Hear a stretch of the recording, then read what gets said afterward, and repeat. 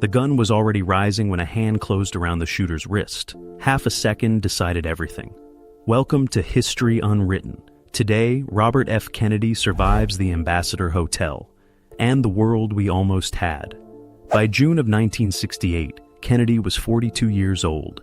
He was a former United States Attorney General and the junior senator from New York. He was running for president on a promise to end the war in Vietnam. He wanted to heal a country splitting apart over race and class. He was also the younger brother of the murdered President John F. Kennedy. For 5 years, he had carried himself like a man waiting for his own turn to be struck down. On the night of June 4th, he won the California primary, the last big prize before the party's convention. Just after midnight, he cut through the kitchen pantry of Los Angeles' Ambassador Hotel to reach a press room. Waiting there was a 24-year-old drifter angry over Kennedy's support for Israel, a revolver tucked in his belt. In our history, he fired 8 shots at point-blank range, and Kennedy was hit 3 times. He died 26 hours later, without ever regaining full consciousness, at age 42. But witnesses always agreed the room was chaos before that first shot ever left the barrel. Rewind that half second. Kennedy's aide, the former FBI agent Bill Barry, was a few feet behind him, boxed in by well-wishers. The Olympic decathlete Rafer Johnson walked just off Kennedy's shoulder, close enough to touch him. In this version, Johnson's arm brushes the gunman's an instant sooner. The gunman steps out of the crowd, revolver rising toward Kennedy's head. Johnson's hand lands on his wrist before the first round fires, wrenching the barrel upward. The gun goes off anyway, again and again, but into plaster and steam pipes instead of flesh. The pantry fills with screaming and the smell of gunpowder. Busboy Juan Romero and Barry pin the gunman to the tile floor.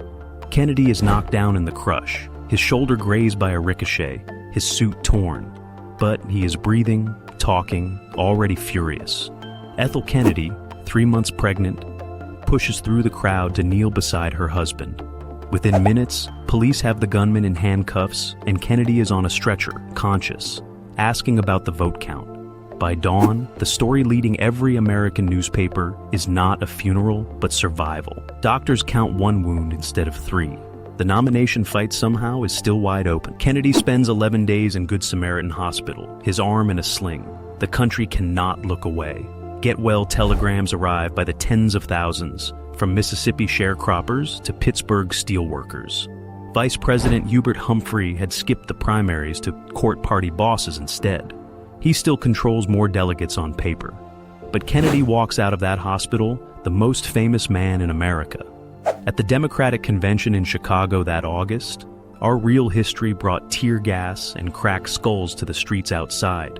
Here, Kennedy arrives in person, his arm still stiff, to make his case directly to the delegations Humphrey needs. Chicago's mayor, Richard Daley, the single most powerful boss in the party, had quietly admired Kennedy for months. Daley switches Illinois behind him on the second ballot. Kennedy wins the nomination by a margin nobody predicted that spring. Outside the hall, the anger of that summer does not vanish. Young protesters and Daley's police still clash in the streets. But this time, the candidate facing the cameras is the one who spent the spring standing in their crowds, not hiding from them. The party leaves Chicago bruised, but for once, united behind a single surviving man. That November, Kennedy faces Richard Nixon, the same man narrowly denied the White House by his brother 8 years earlier. It is close, closer than his own headquarters expected. His coalition of black voters, union households, and anti-war students holds. He wins the presidency by a margin about as thin as Nixon's real 1968 win over Humphrey.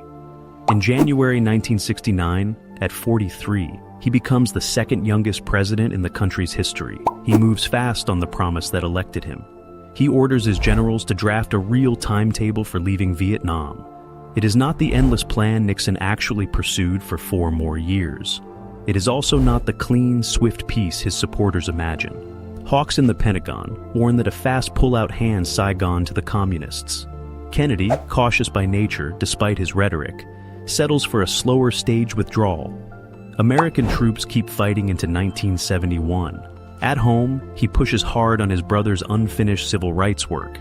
He also pushes anti-poverty programs through a divided Congress. Southern Democrats who never trusted a Kennedy start quietly building toward Nixon's next campaign. or George Wallace's. The war is not over, and the backlash is only just beginning. There is no Watergate.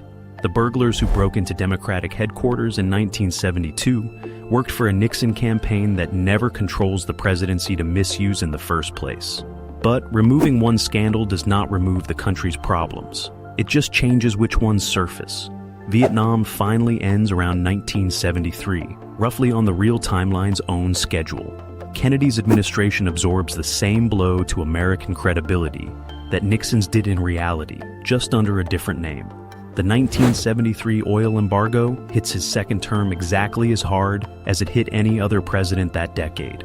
Those forces came from the Middle East and the world economy, not from who sat in the Oval Office. By 1976, a tired country, worn down by gas lines and price shocks, is ready to punish whoever is in power. It very plausibly punishes Kennedy's party instead of rewarding it. That is roughly how it punished Gerald Ford's party in reality. Nixon himself, if his health holds, watches from the sidelines. He becomes an elder statesman of a Republican Party rebuilding without him at its head. Kennedy leaves office having ended a war and kept his own life. He has not fixed America. No single survival ever does. Picture two headlines from the same morning, June 5th, 1968. In one, the front page shows a funeral train crossing New Jersey, mourners standing silent by the tracks for 200 miles. In the other, it is a hospital bulletin with a single word, stable. That is the entire distance between the world we got and the world this video imagines, a matter of inches inside one hotel kitchen, not some grand shift in history's direction. Kennedy surviving does not erase Vietnam. It does not erase inflation, or the anger of people who felt left behind by the 60s. It just hands those same problems to a man who promised something different. And now he actually has to deliver. Maybe that is the more honest kind of hope. Not a happy ending, but a second chance to fail forward instead of never getting a chance at all. The real Robert Kennedy died on June 6, 1968, at age 42. The country has spent every year since wondering what his second chance might have looked like. If you enjoyed exploring this world that almost was, give this video a like. It genuinely helps the channel. Subscribe so you never miss the next episode. And tell me in the comments, do you think a surviving Kennedy could have held his coalition together? Or would the same forces that broke the real 1970s have broken him too?